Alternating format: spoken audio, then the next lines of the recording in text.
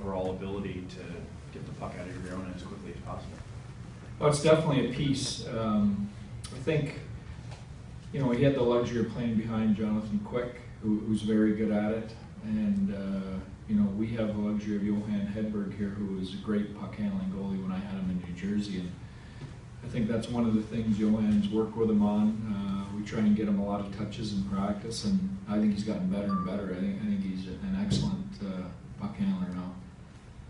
As somebody who hasn't watched a ton of your guys' practices, I was struck by how loose it was out there. Is that pretty typical of this group? Yeah, that is typical of our group. I think loose, but they work. You know, I think that's probably the best way to describe it. They enjoy being at the rink. It's loose but productive, I think, is probably the best way. A lot of these guys have been around each other for a long time. They enjoy each other's company. They enjoy being at the rink, and they love the game. So, you know, the battle this year has been to get them to get off the ice and save their energy a little bit, but they've bought into that too. You saw Jumbo stayed out there about 2.5 minutes today, so you know, I think they understand the value of energy.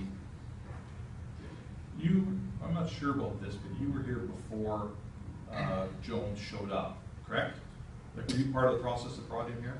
I was here before we got Jonesy, yes. Okay, so he's one of those guys that comes from behind Jonathan Quick, and we all think, you know, Bernier and Scrivens and him, we all think they're pretty good, Yeah. but we're never sure until they get their 50 games or whatever it is. Can you sort of take us through the process of a coach getting a goalie when he's thinks the guy's probably pretty good, but he's not sure? Yeah. Well, you know what? I had the luxury. I spent a month with him at the World Championships. I was one of the coaches with Todd, and he backed up Mike Smith, so we got to spend a lot of time. You know, after practice, he was the guy that we worked with, and so I got to know him, you know, as a person and as a goalie a little bit in that situation prior to us acquiring him. You know, at the time, I didn't even know he was on. I didn't have the San Jose job, and I didn't know he was on San Jose's radar. So I did have a little bit of a history with him, so I knew a little bit about what we were getting.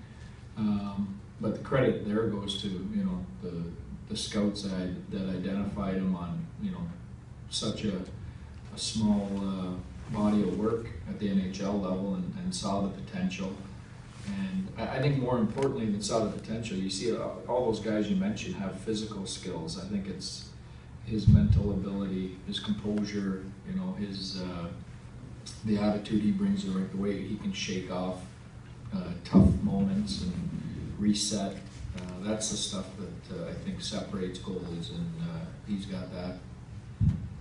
Pete, sort of a two-parter here, but you've mentioned the off days and whatnot. Was that a way to kind of get the veterans to buy in to you quickly? And it seemed like they really liked the off days. And also explain what it's like telling Joe Thornton, who you guys have talked about how much he loves hockey. Yeah. I'm wondering, was this the same with every team in New Jersey and Florida and Kitchener, or is there something about this group in particular that gives you that much confidence?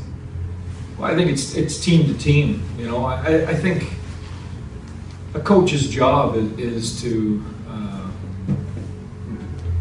reinstill belief continuously, you know, especially when it's wavering or there isn't any. So I think regardless of whether you believe it or not, that's your job. But it's a lot easier to sell if you really believe it. And, you know, you mentioned some of those teams. Some of those teams I really believed in, and some of those nobody believed in.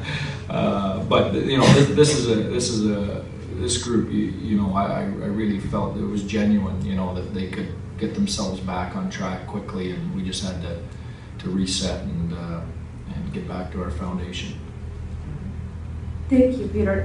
You know, on Tuesday when you came from the airport, there was a word that really inspired me when you say that there were changes on the teams, like soul-searching. How that changed is helping the players to be winners right now? Well, you know, I think this group hit rock bottom last summer. You know, missing the playoffs and coach moving on, and you know, all the things surrounding it, all the noise around the group. and I think they all went home in the summer, and I've been the benefactor of them, hitting rock bottom, and when you have good people that get to that point, they look in the mirror and they don't want to be there again. And I think, that's the group that I stepped into in training camp in September, and they've just taken off. Yeah, this is also kind of a big picture question. When did you know you were getting buy-in from this group? Or is